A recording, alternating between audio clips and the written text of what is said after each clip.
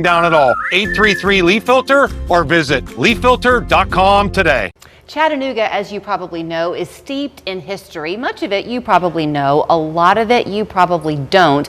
And I bet we're going to talk about part of the don't this morning. This is Carmen Davis. She is the Director of Arts, Culture, and Creative Economy for the City of Chattanooga. Good to see you. Good to see you as well. So you're calling this Hike Through History. Yes. It's the second year that you've done this kind of a thing. It is. But you and I were chatting a bit off camera, this event coming up on February 8th.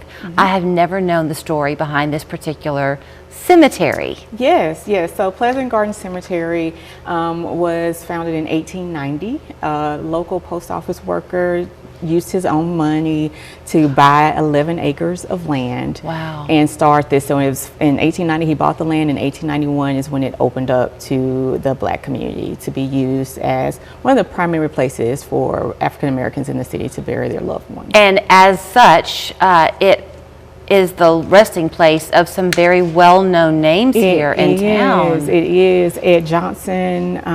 If you're not familiar with the Ed Johnson story, you can come to the hike to learn more about it, because they go into a really in-depth kind of part of the hike where they talk about his story and why his legacy is important. It's very profound. It is. But if you're not able to make the hike, you can also go to the Walnut Street Bridge and visit the Ed Johnson Memorial, because the history is there as well for that. But he's buried there. Leroy Wright, who was one of the Scottsboro boys, is buried there. G.W. Franklin is buried there, who has such a rich legacy. His family has a rich legacy here with the G.W. Franklin Funeral Home. He also owned the cemetery and was the caretaker of the cemetery for a little while. But that family is still in the funeral home business, the John P. Franklin Funeral Home, 100+ years later, right?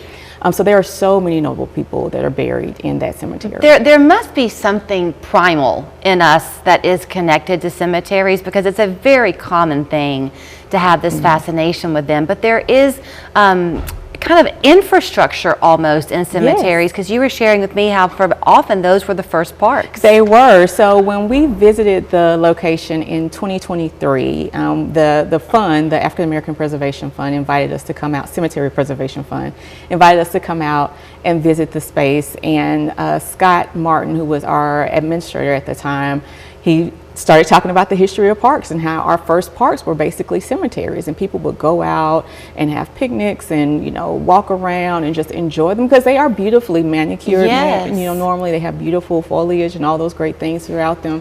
And so he was like kind of going into that, and then the people from the fund started talking about the historical aspect of the cemetery and the needs of the cemetery, because there's a lot of work that needs to be done in that cemetery as well.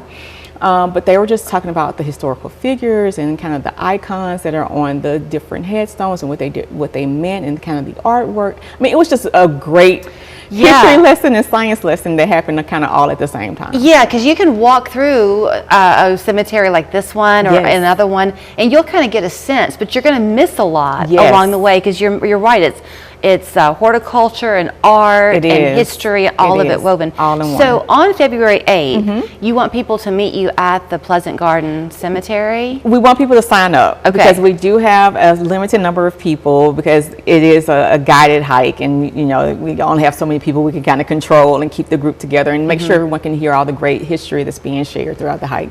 So there is a link through Outdoor Chattanooga that the people can go to sign up to join us on that. But if they're not able to make it there, they have volunteer opportunities all the time through the African American Preservation Cemetery Fund that they can go and check out. And let's share with that real quickly, because many people won't be able to go on the hike since there are just the 25 spaces. Maybe your calendar's already booked, but they could use some resources. So if you're in the position to give to that fund, the cemetery is privately owned. It is privately owned right now, but there is a local volunteer-led based organization that does the some of the upkeep and some of the restoration work for both that particular cemetery as well as the Big Knob Cemetery, which are both historically Black cemeteries here in Chattanooga. And it's so fitting, because I know one of the great works of Outdoor Chattanooga the last year or two has been to really bring our area parks, we have so many, to full use. So this is sort of part of that in a way. It is. And this is a real hike. Now there are some true inclines. Oh, really? Yeah, so there are some inclines. So even though it's a light hike, there are some inclines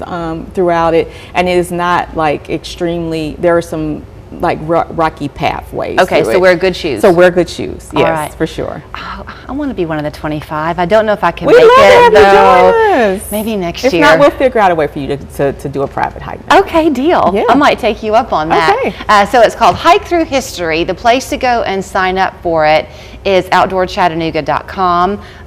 You heard Carmen mention just a few of the names, but I bet much of the conversation will focus on names that you've never heard of. Yes. Because every life has a story, It right? does. It Do you have does. any idea how many people are buried there? There are hundreds. I do know there are hundreds. Wow. It's a pretty massive space. 11 acres, and I never knew it was there. Yeah. So they are going to meet you on Row Road. Yes. That morning. Yes. Just be lucky enough to sign up. Thank you so much. Thank you so much for having me. We're back with more in a minute.